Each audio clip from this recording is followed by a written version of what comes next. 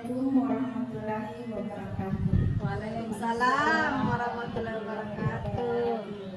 Terima kasih saya ucapkan kepada bunda-bunda karena bersedia hadir pada kesempatan kali ini dalam rangka kegiatan diseminasi menebarkan pemahaman dan penerapan pengalaman budaya positif dalam rangka sebagai salah satu pemenuhan tugas pendidikan guru penggerak angkatan 9 pada modul 1.4 bersama saya Andi Irna Juliati Ramli, calon guru penggerak angkatan 9 TK Peta Penggawai Kabupaten Bone. Pertama, sebelum itu saya akan bertanya sedikit mengenai budaya positif. Apa yang terlintas di benak kita ketika mendengar kata budaya positif?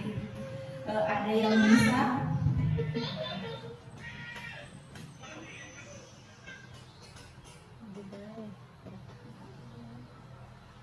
Membangun Ya, apa? Membangun, membangun apa? budaya kebiasaan yang positif mungkin. Ya, kebiasaan yang positif. Ada lagi?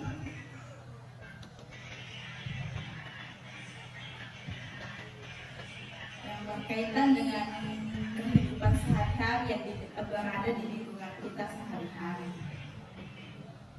Kebiasaan yang dalam satu lingkungan yang Oke. sudah menjadi kebiasaan. Iya. Bisa, budaya positif ini bisa dikaitkan dengan di lingkungan sekitar seperti yang biasa orang lihat seperti peraturan, kedisiplinan seperti itu. Di sini ada beberapa konsep inti tentang budaya positif yang akan dibahas satu persatu. Di mana yang pertama perubahan paradigma belajar, yang kedua disiplin positif, yang ketiga nilai-nilai kebajikan, yang keempat kebutuhan dasar manusia, yang kelima motivasi perilaku manusia, keenam posisi kontrol guru, keyakinan kelas dan segitiga restitusi. Yang pertama yaitu pembelajaran dengan paradigma baru.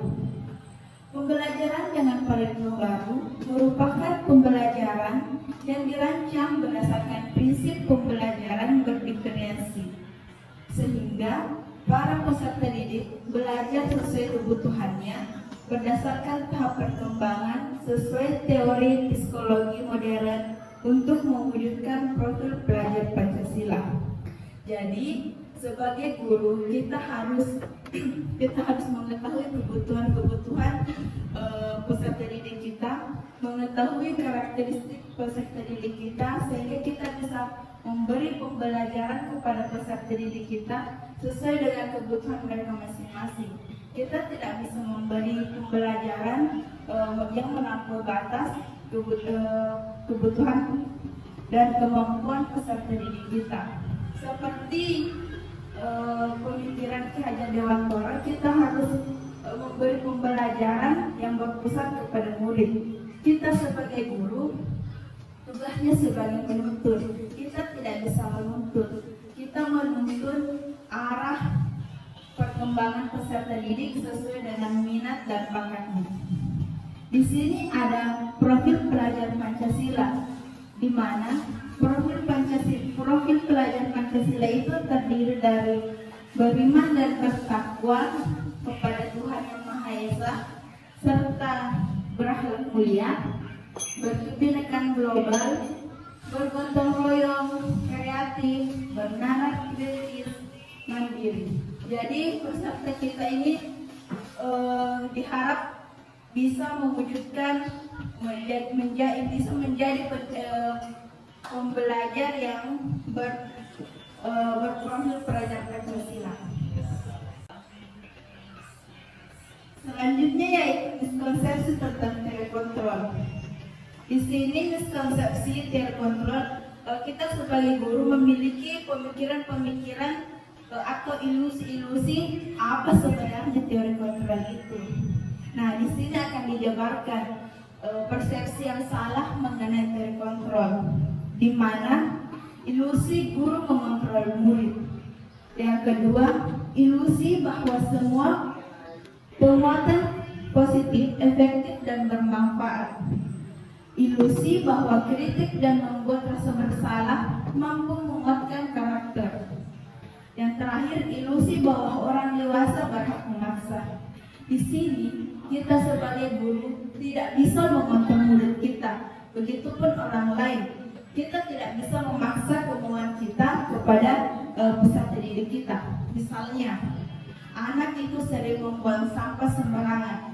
Tugas kita sebagai guru memberi arahan, menuntut. Kita tidak bisa selalu menyuruh anak tersebut tanpa ada motivasi dari diri anak itu sendiri ingin berpikir bahwa membuang sampah itu sebenarnya tidak baik.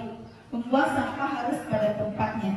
Jadi kita sebagai guru tidak bisa memaksa keinginan kita, tidak bisa mengontrol murid kita secara terus menerus, karena murid berpikir murid bisa mengikuti kemauan kita, tapi itu hanya jangka pendek. Jangka panjangnya murid akan melakukan kebiasaan-kebiasaan yang dilarang tersebut.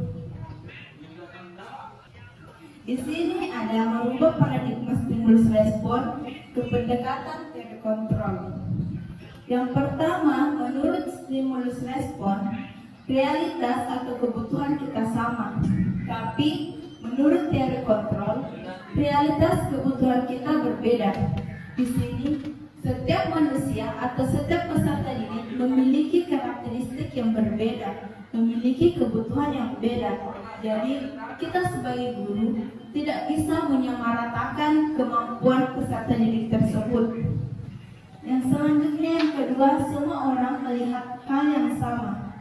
Tetapi menurut teori kontrol, setiap orang memiliki penggambaran yang berbeda. Sama halnya tadi seperti kita kebutuhan peserta didik sama. Di sini juga kita melihat hal yang kita tidak bisa melihat yang sama terhadap diri seseorang. Setiap orang memiliki karakteristik yang berbeda-beda, memiliki pandangan yang berbeda-beda juga. Yang ketiga, kita mencoba mengubah orang agar berpandangan sama dengan kita.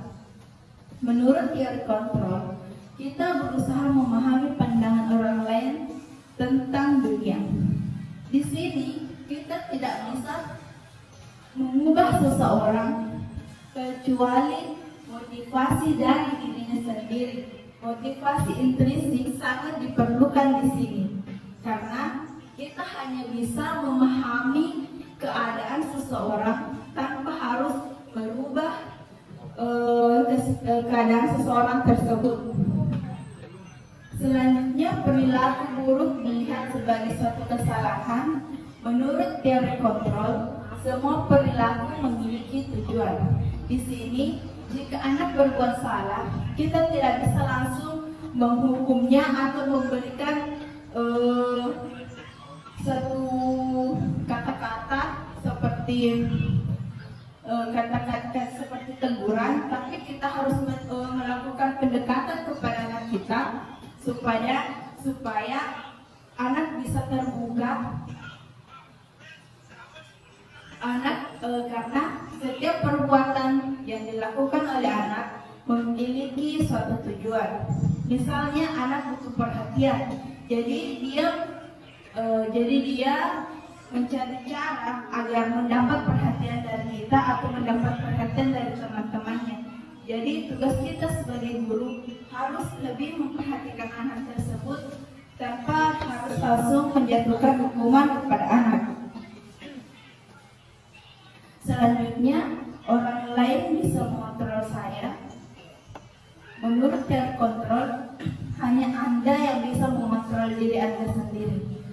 Seperti yang saya sebutkan tadi, tidak ada yang bisa mengontrol diri kita, maupun orang lain tidak bisa mengontrol kita tidak bisa mengontrol orang lain dan orang lain tidak bisa mengontrol diri kita sendiri.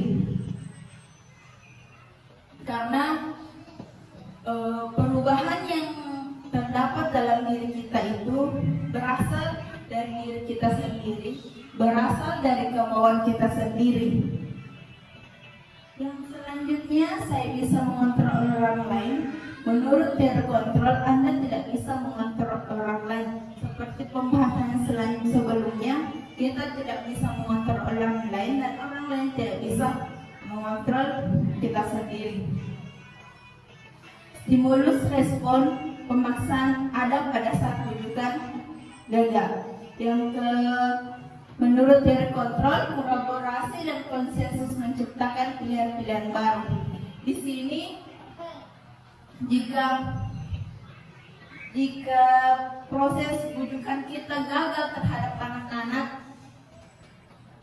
menurut teori respon melakukan sistem paksaan. Tetapi di sini kita melakukan kolaborasi atau konsensus terhadap anak, memilih mencari solusi, memecahkan masalah sendiri, mencari solusi bersama agar kolaborasi terhadap guru dan anak bisa terjalin dengan baik. Selanjutnya, model berpikir menang atau kalah. Menurut teori kontrol, model berpikir menang-menang. Di sini kita sering mendengar istilah win-win solution. Tidak ada kalau guru yang benar, guru yang menang. Kalau murid yang salah, murid kalah. Sekarang tidak ada. Model berpikir kita menang-menang. Meskipun guru atau murid yang salah, kita harus mencari solusi sehingga ada win-win solution di antara mereka. Selanjutnya, kata disiplin positif. Saya ingin bertanya sebelumnya, disiplin positif itu seperti apa? Kira-kira seperti apa? Ada yang bisa?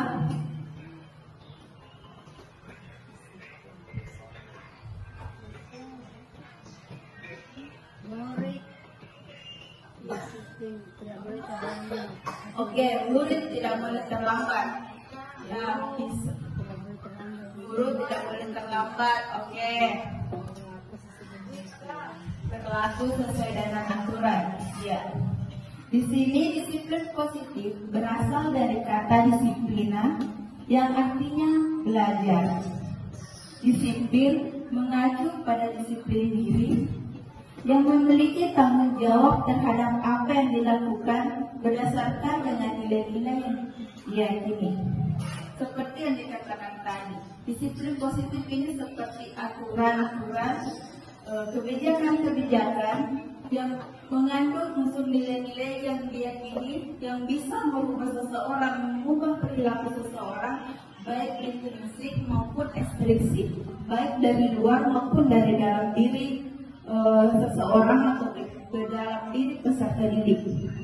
Selanjutnya, disiplin positif merupakan salah satu cara penerapan yang bertujuan untuk menumbuhkan kesadaran serta memberdayakan peserta didik tanpa imbalan penghargaan atau reward, ancaman atau hukuman.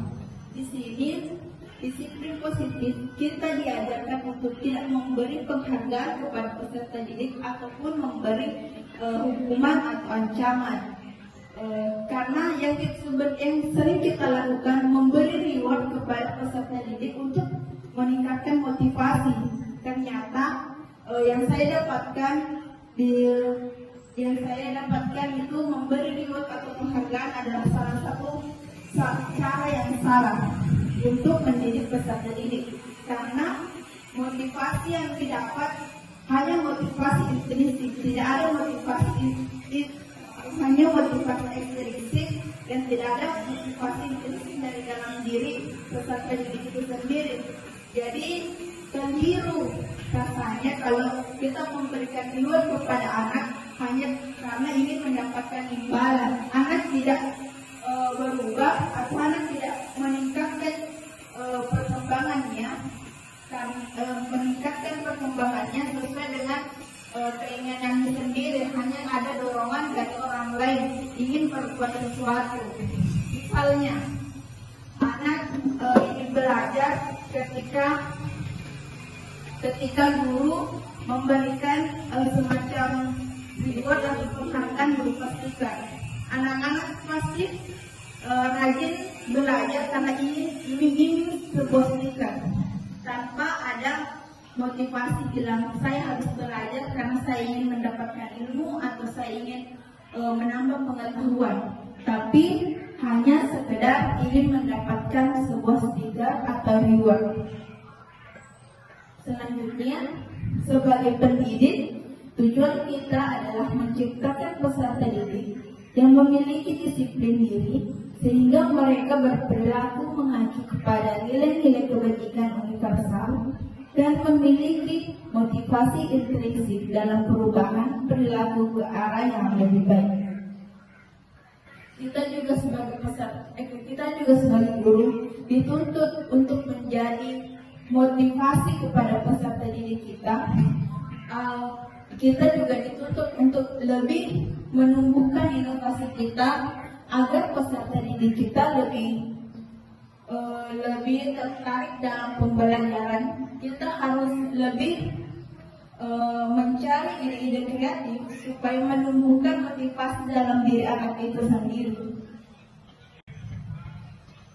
Selanjutnya yaitu nilai-nilai kebajikan. Nilai-nilai yang disepakati bersama lepas dari suku bangsa, agama, bahasa, maupun latar belakangnya. Di sini nilai-nilai kebajikan kita tidak boleh membeda-bedakan anak dari suku bangsa, anak itu berasal dari mana, latar belakangnya apa, tapi mendapatkan pendidikan itu sama secara merata. Di sini ada contoh nilai kebajikan institusi atau organisasi. Dilihat dari pertama profil pelajar Pancasila, di mana seperti yang dibahas sebelumnya, profil Pancasila itu terdiri dari beriman dan bertakwa kepada Tuhan Yang Maha Esa, dan berahmat mulia, berkebinekaan global, gotong royong, mandiri, kreatif, dan bernalar kritis. Di sini terdapat IBO Premiers Program, di mana dia menyimpulkan bahwa toleransi, rasa hormat, integritas, mandiri, menghargai, antusias, empati, pengetahuan, kreativitas, kerjasama, percaya diri, dan komitmen. Yang selanjutnya yaitu keterampilan hidup atau life skill, di mana kita dapat dipercaya, tulus hati, pendengar yang aktif, tidak merendahkan, dan memberikan yang terbaik dari diri. Selanjutnya kebutuhan dasar manusia. Apa sih sebenarnya kebutuhan dasar manusia itu? Ada yang bisa menyebutkan apa kebutuhan dasar kita sebagai manusia? Apa yang memotivasi kita sehingga kita membutuhkan kebutuhan tersebut? Apa? Coba bisa. Kebutuhan dasar pakaian. Ya, betul. Kebutuhan dasar seperti pakaian, makanan, ya. Oke, itu semua salah satu contoh kebutuhan dasar yang kita butuhkan. Kebutuhan dasar manusia adalah segala sesuatu yang kita lakukan untuk mendapatkan apa yang kita inginkan. Seluruh tindakan yang kita lakukan memiliki tujuan tertentu, dan semua usaha terbaik yang kita lakukan adalah dalam rangka agar kebutuhan dasar kita terpenuhi dengan baik. Tapi sering saja kita melihat ada anak yang sering mereok atau kadang tantrum di dalam kelas. Itu semua karena salah satu kebutuhan dasarnya tidak terpenuhi. Jadi kalau ada yang melihat seseorang yang berlagak aneh, berarti salah satu kebutuhan dasarnya belum terpenuhi. Di sini ada 5 kebutuhan dasar manusia. Yang pertama yaitu bertahan hidup. Seperti yang dikatakan tadi, bertahan hidup itu meliputi makanan, pakaian, tempat tinggal, keamanan dan kesehatan. Contohnya ketika anak datang ke sekolah kekurangan kebutuhan dasar bertahan hidupnya belum terpenuhi, pasti anak akan menangis di dalam kelas. Ketika ditanya kenapa menangis, karena belum sarapan ke sekolah. Jadi guru harus melakukan pendekatan kepada anak-anak sehingga anak merasa dia bisa aman, dia bisa mengeluarkan keluh kesahnya kepada guru-gurunya. Yang kedua yaitu kasih sayang dan rasa diterima, di mana anak merasa diterima, dipedulikan, dapat berbagi, bekerja sama, menjadi bagian dari teman kelompoknya. Berdasarkan dari penguasaan, anak merasa jika dia mendapatkan kebutuhan dasar penguasaan, dia merasa memiliki harga diri, keinginan untuk dianggap, keinginan untuk memimpin, berprestasi, diakui dan didengar. Selanjutnya kebutuhan dasar kebebasan, di mana anak memiliki sifat mandiri, memiliki pilihan, mencoba hal baru, mampu mengendalikan arah dirinya, serta kebutuhan dasar kesenangan, di mana anak membutuhkan bermain, humor, antusiasme, tertawa. Jadi setiap kebutuhan dasar harus terpenuhi, karena jika kebutuhan dasar tersebut tidak terpenuhi, akan ada hal-hal yang tidak terduga yang bisa terjadi, sehingga kita harus bersikap, lebih harus memperhatikan jika ada salah satu kebutuhan dasar peserta didik kita yang tidak bisa terpenuhi. Selanjutnya yaitu motivasi perilaku manusia, di mana motivasi perilaku manusia di sini ada 2 faktor, di mana ada faktor dari ekstrinsik dan intrinsik, di mana motivasi ekstrinsik atau berasal dari luar yaitu untuk menghindari ketidaknyamanan atau hukuman. Yang kedua, untuk mendapatkan imbalan atau penghargaan dari orang lain, di mana motivasi ini didapatkan oleh anak. Contohnya untuk menghindari hukuman, misalnya di dalam sekolah terdapat peraturan kalau terlambat datang upacara, anak akan disuruh lari keliling lapangan, misalnya itu hukuman. Kalau mendapatkan imbalan seperti yang tadi, anak akan belajar jika diberikan sesuatu. Kalau motivasi intrinsik yaitu untuk menjadi orang yang mereka inginkan dan menghargai diri sendiri dengan nilai-nilai yang mereka percayai. Di mana misalnya anak memiliki cita-cita, saya ingin menjadi polisi, jadi saya harus rajin belajar, harus giat belajar untuk meraih apa yang saya cita-citakan. Jadi anak-anak memiliki motivasi dari dalam, bukan dari faktor luar, tapi berasal dari diri mereka sendiri. Saya harus sekuat tenaga untuk bekerja jika ingin mendapatkan sesuatu. Di sini ada hukuman, konsekuensi dan restitusi. Saya sudah mempelajari hal tersebut, tapi di sini ada hal baru yang baru kita dengar, yaitu restitusi. Hukuman dan konsekuensi ini sering sekali kita dengar, tapi kata restitusi baru Jadi hukumannya itu, ciri-ciri hukuman tidak terencana atau tiba-tiba. Murid tidak tahu apa yang akan terjadi atau dilibatkan atau tidak dilibatkan, bersifat satu arah, berupa hukuman fisik atau psikis. Jadi di sini hukuman ini tidak dilakukan secara terencana tapi secara tiba-tiba. Misalnya anak tidak memakai dasi ke sekolah,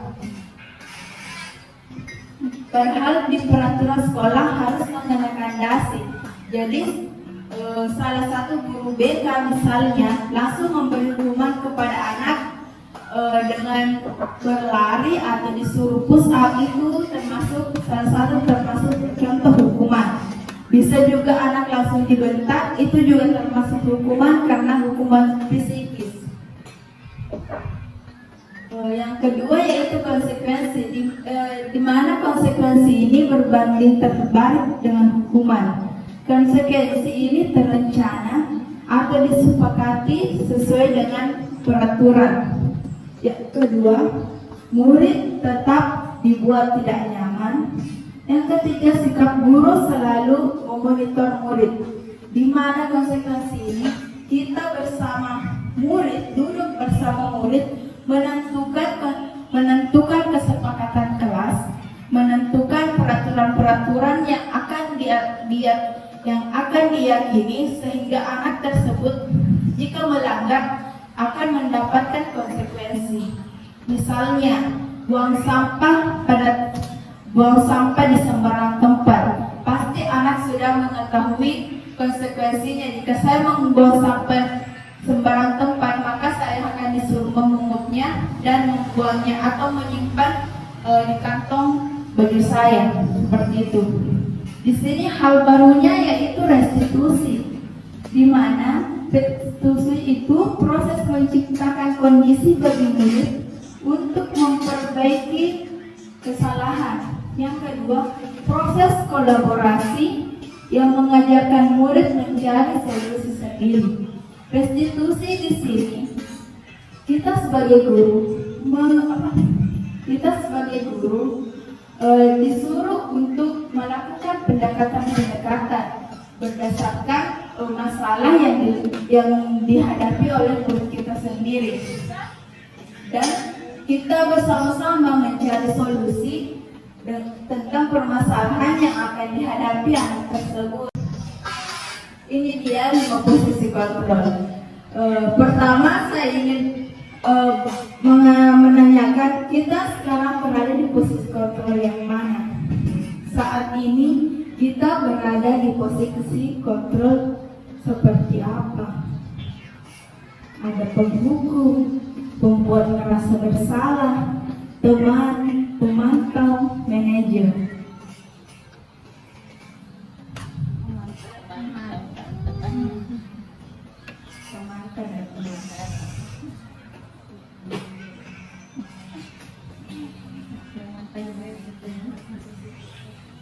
Kalau menghukum, kita di PAUD tidak menghukum ya. Pembuat merasa bersalah kita sering melakukan. Di mana pembuat merasa bersalah ini kita membuat anak merasa iba kepada kita, misalnya tolong, misalnya tidak kasihan sama bunda kalau berteriak terus, itu membuat rasa bersalah. Kita membuat anak merasa iba kepada kita, merasa kasihan. Kalau teman ini ya, seperti kita berbicara dari hati ke hati. Ini ada contoh penerapan posisi kontrol guru. Kasusnya saya ambil di SD karena kalau SD ada upacara bendera, jadi agak mudah dipahami. Kasus siswa tidak memakai atribut lengkap saat upacara bendera. Contoh penghukum di sini, guru langsung berkata hormat kepada bendera selama 1 jam. Jadi kata-katanya memiliki penegasan.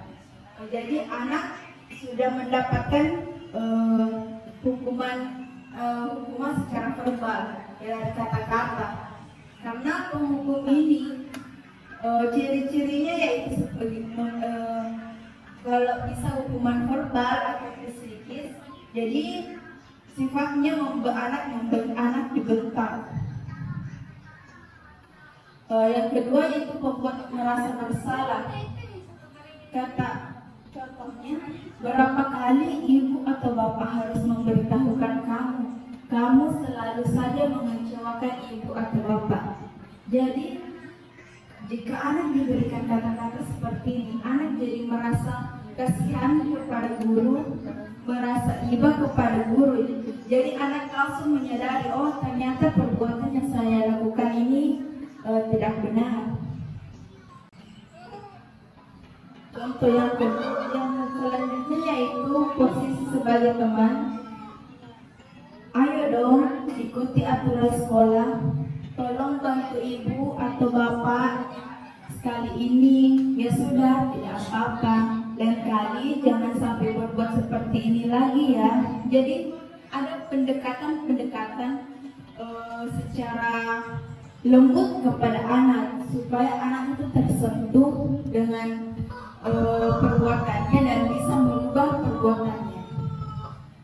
Sebagai pemantau, kamu sudah melanggar peraturan sekolah. Kamu tahu konsekuensinya. Setelah upacara, kamu beli atributnya ke koperasi dan jangan diulang lagi.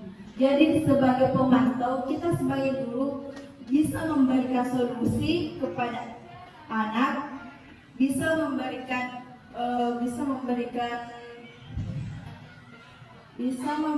solusi serta membantu anak menyelesaikan masalahnya. Kita sebagai guru di dalam posisi pemantau, kita terlibat langsung dengan anak.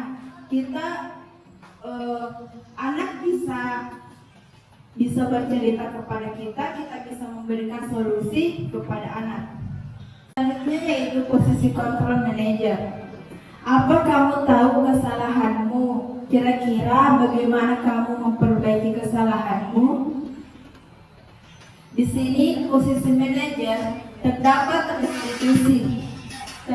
restitusi di mana anak melakukan kesalahan, kita sama-sama mencari solusi dan anak tersebut yang memperbaiki kesalahannya sendiri. Kita hanya mendampingi anak mencari solusinya, anak tersebutlah yang akan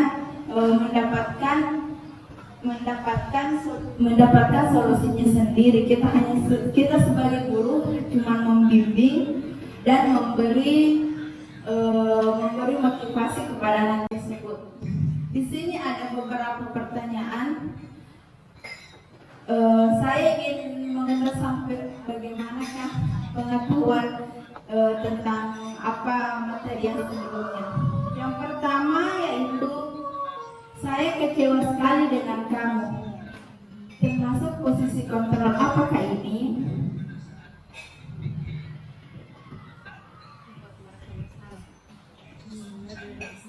Membuat merasa bersalah.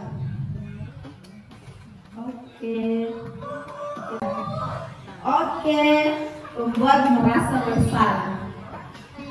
Selanjutnya, kamu tidak pernah benar melakukannya. Ini berada di posisi kontrol apa? Hukuman kita lihat. Betul, sempang hukum. Selanjutnya, apa rencanamu untuk menyelesaikan masalah ini? Jadi, ini berada di posisi kontrol apa? Oke, kita lihat. Betul sekali. Rencana untuk menyelesaikan masalah ini adalah menjadikan kita bersama-sama mencari solusi. Selanjutnya, ayolah lakukan demi bapak ibu guru di tempat itu ya. Selain teman apa tadi? Yang kita ceritain saya apa? Apa? Selain teman tadi apa?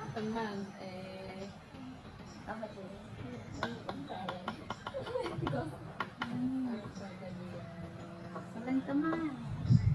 Pemantau. Pemantau. Teman. Ini teman karena pendekatan. Kalau ada yang teman, ada yang pendekatan. Yang gini, kamu tidak pernah mendapat nilai jika tidak mengerjakan tugas. Hukuman ini.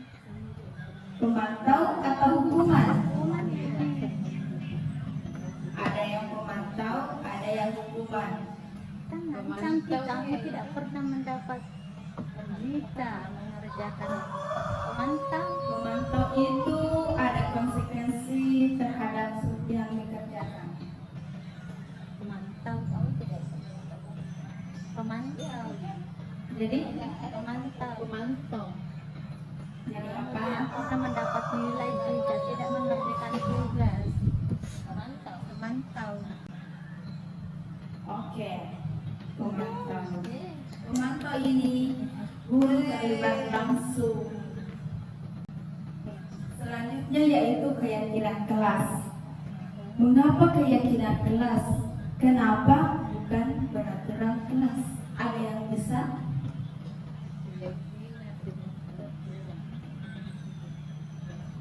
Kenapa harus keyakinan kelas? Kenapa bukan peraturan kelas?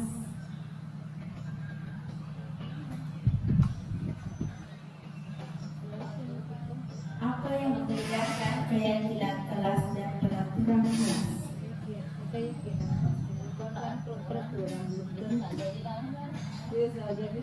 Kalau diyakini bahwa itu harus dilakukan, berarti kita belum bukannya kalau peraturan sebenarnya cuma aturan.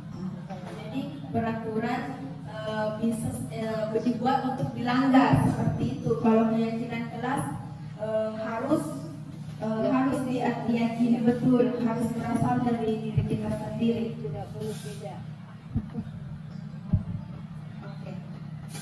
Keyakinan kelas itu bersifat universal. Kalau peraturan kelas ya seperti yang tadi dibuat untuk dilanggar.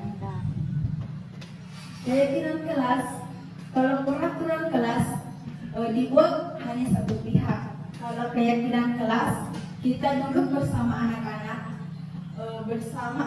kita menyepakati keyakinan kelas yang ingin kita capai, sehingga anak tahu konsekuensinya jika melanggar keyakinan kelas tersebut. Di sini ada contoh pembentukan keyakinan kelas. Ini kita seperti yang terlihat, ciri-ciri keyakinan kelas yaitu bersifat abstrak, berupa pernyataan universal, dibuat dalam pernyataan positif, sedikit saja agar mudah diingat, sesuai dengan kondisi kelas dan sekolah sehingga mudah diterapkan. Semua warga sekolah atau warga kelas dilibatkan dalam membuat keyakinan kelas. Jadi anak tidak bisa seenaknya melanggar keyakinan yang telah mereka sepakati karena itu berasal dari mereka sendiri.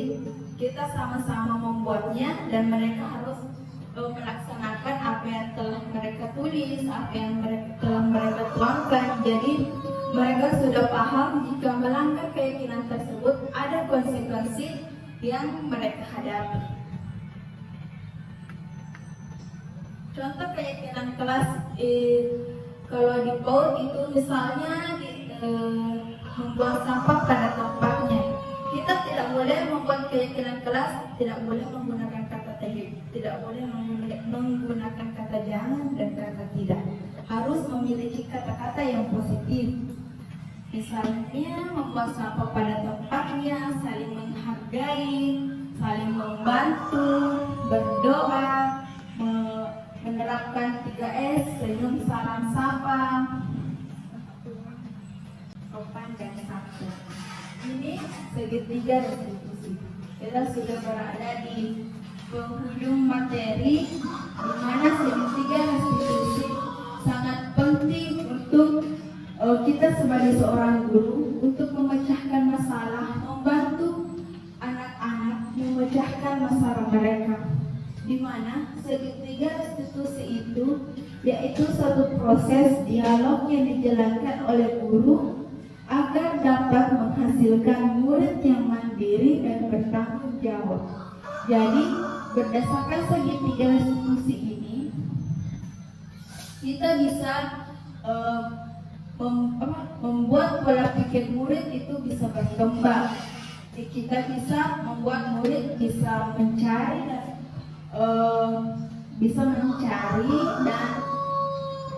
bisa mencari solusi tentang masalah tersebut. Masalahnya bisa memutuskan sendiri sikap yang akan dilakukan. Di sini ada segitiga restitusi, di mana yang pertama itu menanyakan keyakinan, yang kedua validasi tindakan yang salah, yang ketiga menstabilkan identitas. Jadi ketiga ini sangat diperlukan dalam kita penanganan masalah terhadap anak-anak. Contoh menstabilkan identitas, di mana menstabilkan identitas berdasarkan prinsip membuat kesalahan adalah bagian dari proses pembelajaran. Kita bisa melakukannya dengan cara pernyataan berikut seperti berbuat salah itu wajar. Tidak ada manusia yang sempurna. Ibu atau bapak juga pernah melakukan itu. Ibu atau bapak tidak mau mencari siapa yang salah, tapi ibu atau bapak ingin mencari solusi dari permasalahan ini. Kamu berhak merasa begitu. Jadi menstabilkan identitas, kita terlebih dahulu mencari solusi. Kita terlebih dahulu membuka pikiran anak. Kita tidak langsung menjudge anak tersebut merasa bersalah atau tidak. Tapi di sini kita membuat anak lebih berpikir positif terhadap apa yang kita katakan. Selanjutnya yaitu validasi tindakan yang salah. Di sini berdasarkan prinsip setiap perilaku berupaya memenuhi suatu kebutuhan tertentu, di mana kamu pasti punya alasan mengapa melakukan hal itu. Padahal kamu bisa melakukannya lebih buruk lagi dari ini ya. Kamu patut bangga karena telah melindungi sesuatu yang penting buatmu. Kamu melakukannya karena mempertahankan sesuatu yang penting bagimu. Jadi di sini kita harus memvalidasi tindakan anak yang salah. Di sini kita tidak langsung mengatakan kamu bersalah, tapi kita menyuruh anak untuk menyadari kesalahannya. Misalnya, apa yang kamu lakukan tadi benar atau tidak. Jadi anak bisa berpikir, oh ya, yang perbuatan saya itu yang tidak benar. Selanjutnya yaitu menanyakan keyakinan, di mana berdasarkan prinsip teori kontrol bahwa pada dasarnya kita termotivasi secara intrinsik.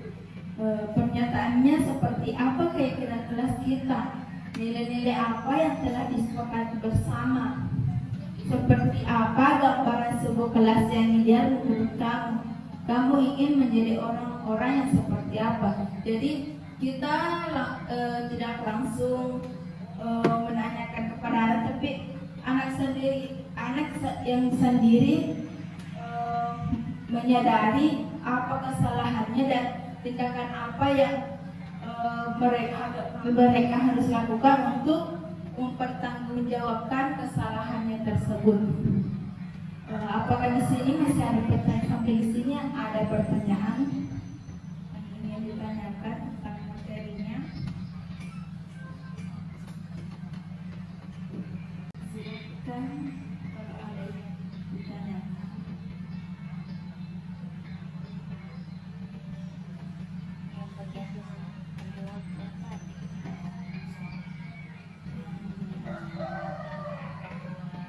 Posisi kontrol.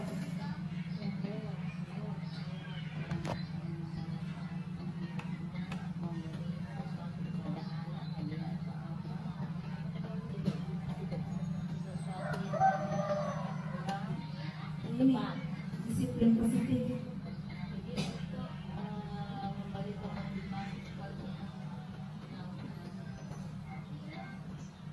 Maksudnya selain selain memberi penghargaan,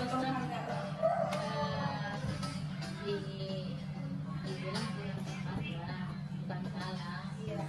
tapi kurang tepat. Jadi untuk karena kadang kita ada anak memang harus seperti itu, dia harus memanati.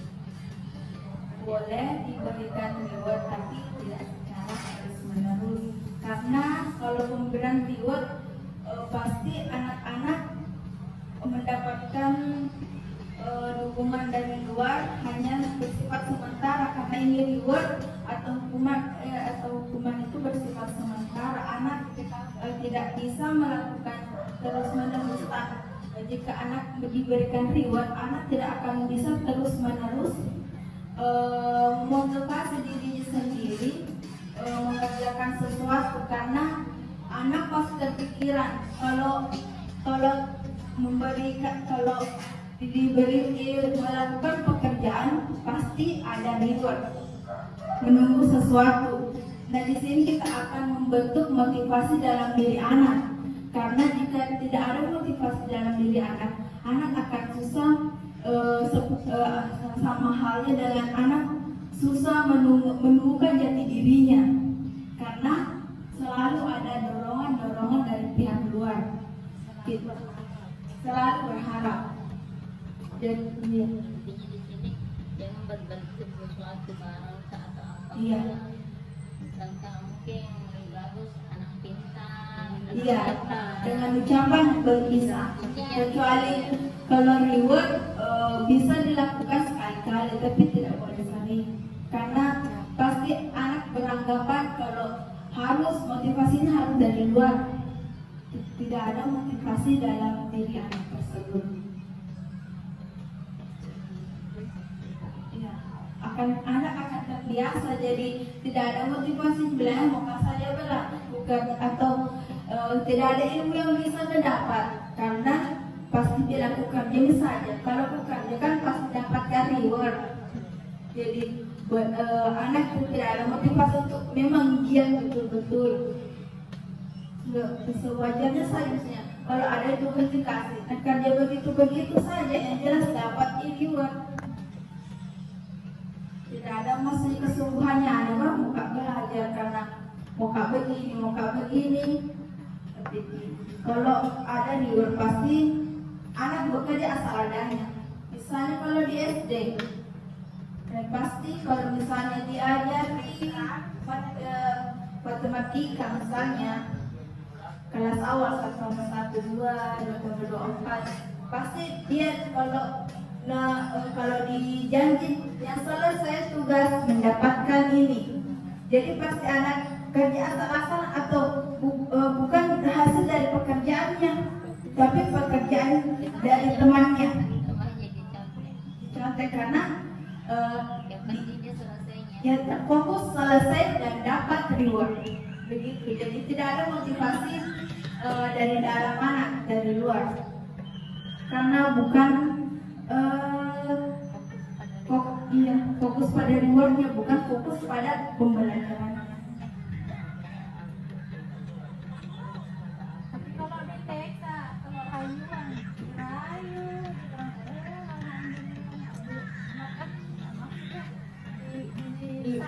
Iya, motivasi begitu. Kecuali kalau misalnya harus dibilang stiker, pemberian stiker sudah harus dikurangi dari sekarang. Ya, anak, ya kalau kita di TK kita memberi sanjungan kepada anak. Apa ada lagi?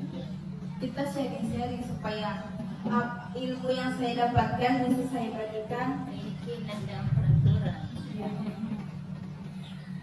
Kalau di TK itu misalkan keyakinan bisa berbentuk apa itu? Keyakinan itu bisa dibuat dari gambar.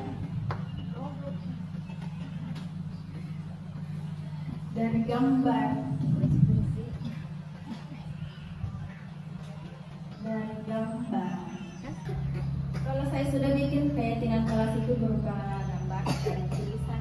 Jadi anak atau misalnya buang sampah pada tempatnya, jadi ada gambar anak-anak buang sampah. Jadi begitu keyakinan kelas bisa dibuat seperti itu.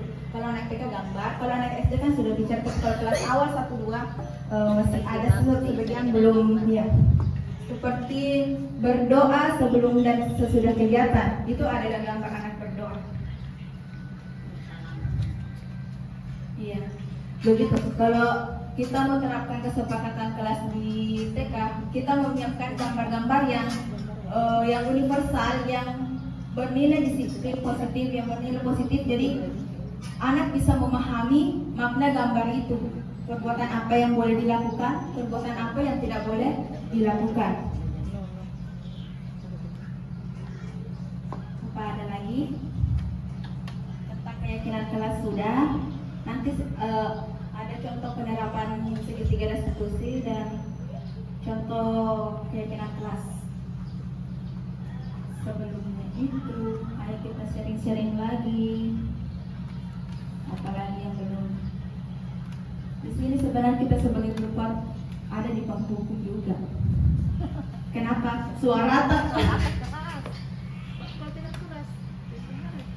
Iya, karena kalau tidak keras tidak ada dengarnya anak. Iya, harus keras. Harus keras. Kita Ada sebagai berbicara. kita terlibat posisi kontrol kita penghukum, membuat merasa bersalah. Sebenarnya 5 posisi kontrol ini kita dapat. Ada semua kalau TK. Karena semua dilakukan, tapi tidak kita sadari bilang, oh ternyata ini posisi kontrol penghukum, oh seperti ini posisi kontrol sebagai manajer. Jadi kita harus memahami diri kita sendiri. Dan Angki dulu, nah kasihan ini bunda ini dari tadi teriak-teriak. Ayo perhatikan bunda, tidak dapat gitu minta. Iya. Iya, sering sekali dilakukan seperti itu. Masalahnya aku udah disertai dengan rewel dari anak-anak. Tapi kalau di kelasku saya sanjungan.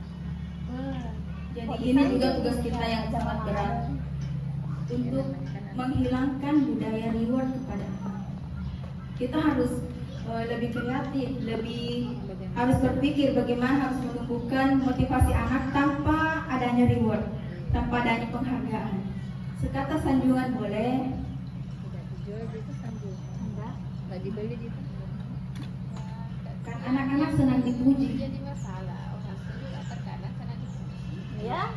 Sedangkan kita lagi senang sekali kalau dipuji. Boleh beli mana? Apa? Yang penting dipuji. Apakah ada lagi pertanyaan? Ini ada contoh video.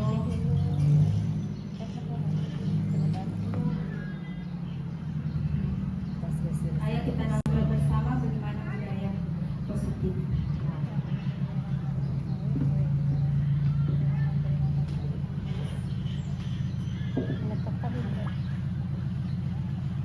Letaknya sampai itu. Adik kasih ditanya dulu. Angkatan 9 dari TK Kota Pegawai Kabupaten. Video ini adalah praktik penerapan segitiga restitusi untuk menyelesaikan permasalahan siswa di sekolah saya. Sebagai informasi, segitiga restitusi adalah suatu proses dialog yang melibatkan guru atau orang tua agar dapat menghasilkan murid yang mandiri dan bertanggung jawab. Terdapat tiga tahapan segitiga restitusi, yaitu menstabilkan identitas, validasi tindakan yang salah, dan menanyakan keyakinan. Pada tahap menstabilkan identitas dilakukan berdasarkan prinsip membuat kesalahan adalah bagian dari proses pembelajaran, yang artinya akan menggeser identitas gagal ke identitas sukses. Selanjutnya, tahap validasi tindakan yang salah dilakukan dengan berdasarkan setiap perilaku berupaya memenuhi suatu kebutuhan tertentu. Guru akan bergeser dari pemikiran stimulus respon menjadi proaktif, sehingga dengan mengenali dan mengakui kebutuhan murid akan memperbaiki hubungan dengan murid. Tahap terakhir adalah dengan menanyakan keyakinan. Pada tahap ini, murid akan diberi pertanyaan bermakna untuk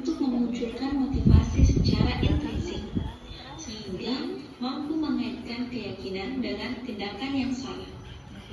Skenario kasus. Diva, Naila, dan Afifah sedang bermain bersama-sama.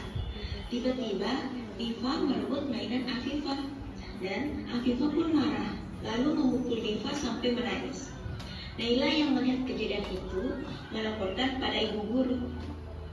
Berikut adalah skenario penyelesaian masalah menggunakan segitiga restitusi. Kasus pertama, Diva merebut mainan Afifah.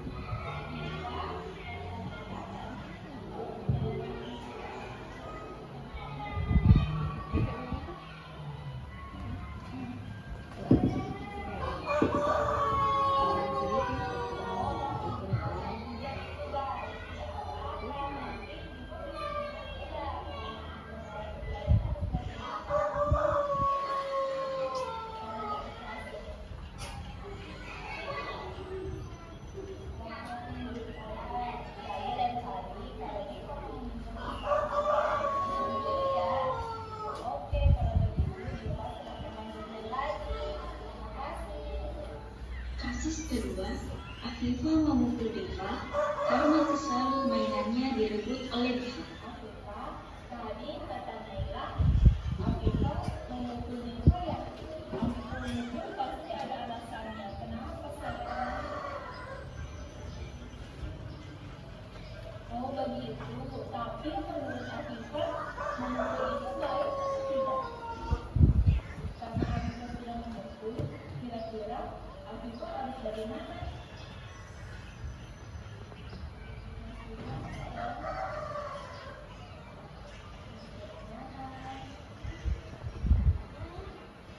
Selain minta maaf, apa ada lagi? Ada. Apa itu?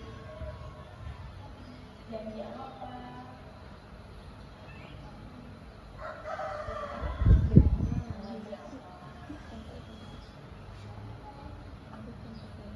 Tapi nanti kalau Diva mau pinjam mainan, Afifah harus bagaimana?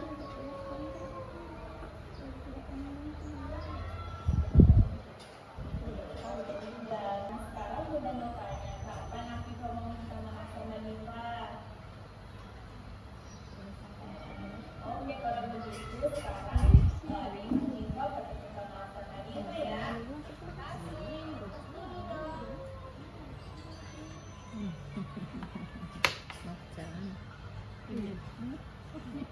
Lucu-lucuan.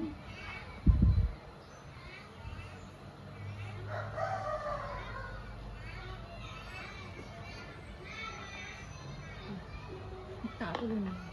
Oh, piring ini. Baiklah, terima kasih telah menyaksikan video ini. Salam guru penggerak. Tergerak, bergerak, menggerakkan. Wassalamualaikum warahmatullahi wabarakatuh. Waalaikumsalam. Itu tadi contoh segitiga restitusi. Ini ada contoh keyakinan kelas. Apa jadi? Jadi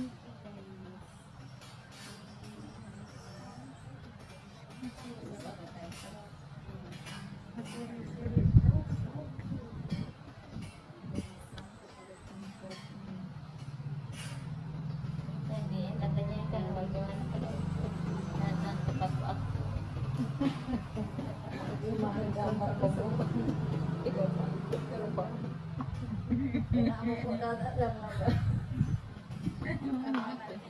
begini ya.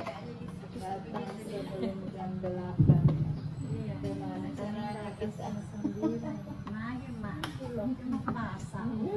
Kalau anak dari sedikit-sedikit itu kalau masalah mau-maunya orang tuanya kalau Tapi anak-anak ada jawabannya loh, kayak pas sama aku dulu.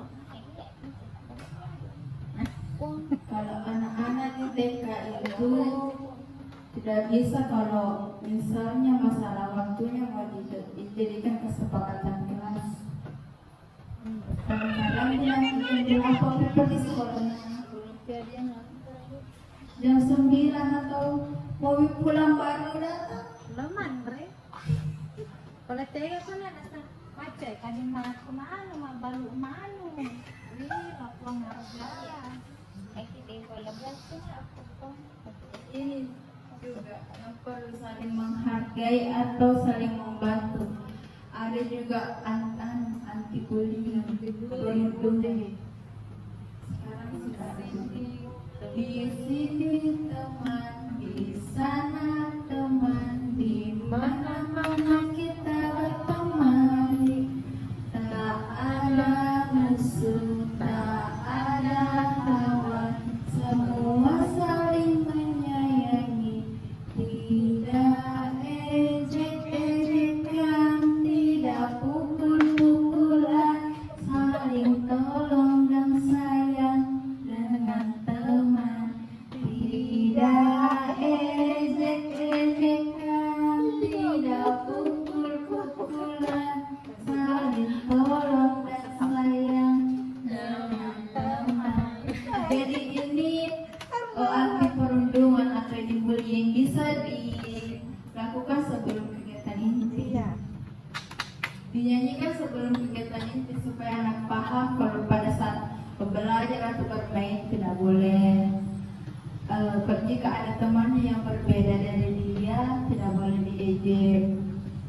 Atau kalau pas bermain jahit itu ada anak saling tendang-tendang atau saling pukul, jadi anak dilatih kesadaran dirinya.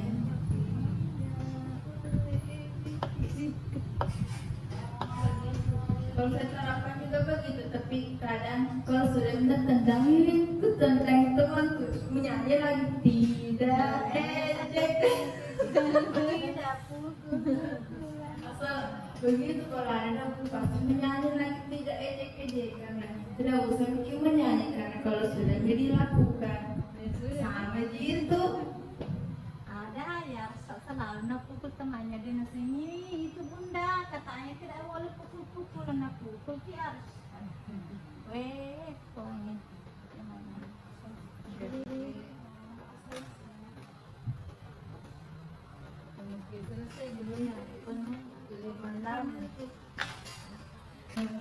Baik, itulah tadi pemaparan saya berdasarkan materi budaya positif.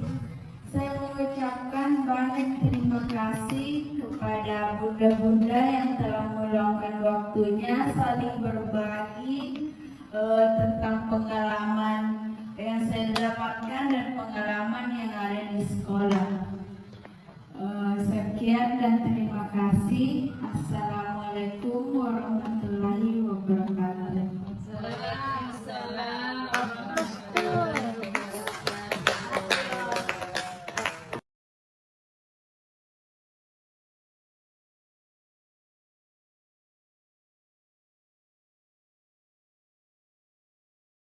Selamat pagi anak-anak. Bagaimana kabarnya hari ini? Kalau begitu, hari ini kita akan buat apa? Kesepakatan kelas. Siapa yang membuat kesepakatan kelas? Oke, supaya apa kita buat kesepakatan kelas? Supaya berilmu, betul sekali. Supaya lebih disiplin, lebih mandiri. Oke? Oke, kalau begitu kita mulai ya. Pertama kita punya gambar apa ini? Oke, jadi yang pertama kesepakatan kelas kita berdoa sebelum dan sesudah kegiatan. Setuju? Oke, yang kedua kita punya gambar apa? Oke, kita harus buang sampah pada tempatnya. Oke, setuju?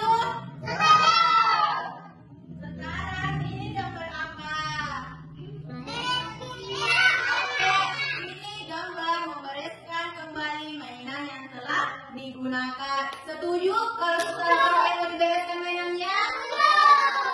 Oke, yang selanjutnya ini apa? Oke, jadi anak bunda harus membiasakan budaya antri. Oke, ini gambar apa?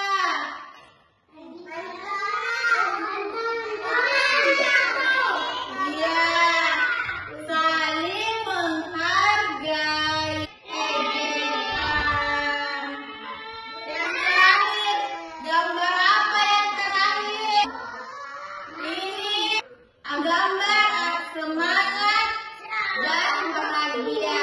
Jadi kalau ke sekolah harus apa? Semangat dan bahagia. Setuju semua?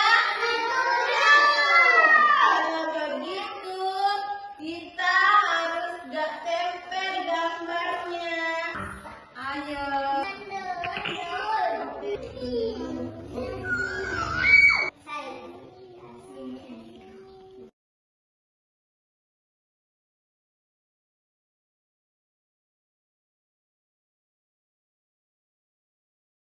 Oke, jadi ini kesepakatan kelas kita bersama. Setuju semua? Setuju.